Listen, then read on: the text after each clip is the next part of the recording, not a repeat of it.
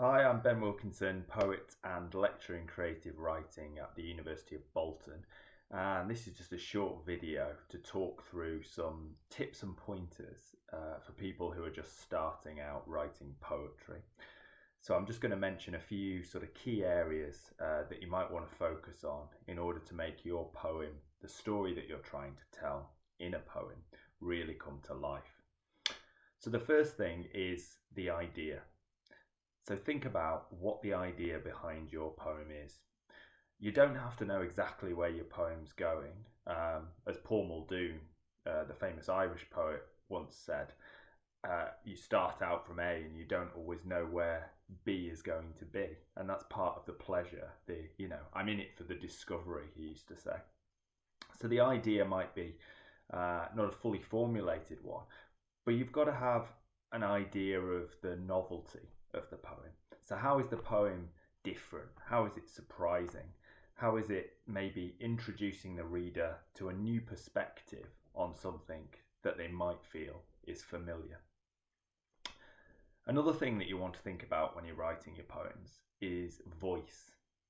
Now, a voice in a contemporary poem, in a poem that's written now, should really be contemporary itself. It needs to speak with a kind of immediacy. It needs to connect with readers. Wordsworth wasn't much interested in writing like Milton, who was obviously writing many years before him, many decades before him. Wordsworth famously said in the lyrical ballads that he wanted to write in the ordinary language of men, and that's really been kind of the clarion call in poetry for successive generations. So find a voice, your voice in the poem that's authentic. Make it ring true. Don't write a poem in a voice that you feel poetry should be written in. It doesn't have to be historic. It's much better if the voice is contemporary and authentic. Another thing that's worth thinking about in your poems is imagery. Now, images in poems bring a poem to life. We talked earlier a little bit about surprise in a poem, maybe introducing the reader to a new perspective, and images are going to help you to do that. So when you're writing your poem, and also when you're going back and looking over your poem, think about whether your images are fresh and surprising. You want to avoid cliches. You want to avoid worn phrases, ordinary pedestrian phrases that people are familiar with in poems that aren't advancing the poem in any way. I think of a poem by Simon Armitage, Goalkeeper with a Cigarette, where very early on in the poem he describes him as being like some upright insect stood between the sticks. And that image just feels right, particularly since this goalkeeper is wearing a green jersey. It's almost like he's a kind of praying mantis stood there.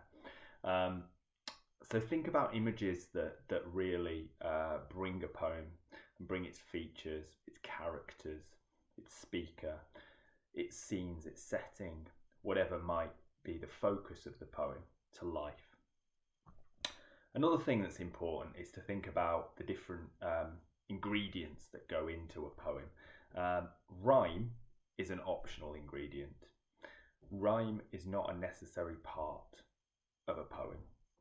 So you don't have to rhyme, and sometimes rhyme can be very useful. Other times it's actually a hindrance. So think about whether your poem really needs to rhyme or whether you'd be better off writing in a free verse form. Think about things like shape. Think about line breaks. Think about stanzas, how the poem's organised. Think about the rhythm of the lines. Think about how the whole thing sits and how does it sound as well. A good test for any poem is to read it aloud to yourself. It has to exist on the page and convince us when we read it in that way, but it also has to convince us as listeners. It's supposed to be a conversation, a poem between one solar plexus and another. So think about that in your poems. Think about the techniques, the sound, the features of your poems, and which are working and which perhaps aren't. And the last thing I would say is precision. John Keats famously said that poetry was the best words in the very best order. So we're thinking about the ways in which a poem is very precise. Somebody else once said that a poem or a poet is somebody who's expert in saying things once, not 0.7 times or 1.3 times. So when you're coming back and looking over your poem and you're polishing it, you're working on it, you maybe want to think as well about how much you need to say. How much do you need to give away? You want to walk this line in poems between sense on the one hand, because the poem wants to speak with an immediacy, but at the same time, an element of mystery. So you're walking the line between those two features of sense and mystery. And after you've considered those things, those various pointers that I've just outlined, I think polishing the poem, making sure that you've crossed the T's and dotted the I's, making sure that the poem's as good as it can be, is absolutely essential. So I hope all those tips have been of use. I'll just leave you with Billy Collins's line on the best preparation to writing poetry, and that is to read.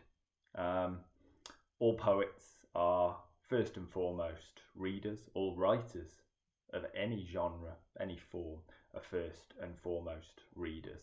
So read widely. Read poems from the past, read contemporary modern poets from all sorts of different backgrounds, from different schools of thought, different aesthetic styles. And then you'll begin to get a sense of what it is you really want to do with your writing. You get a sense of what's possible and what you want to achieve in your poetry. Happy writing.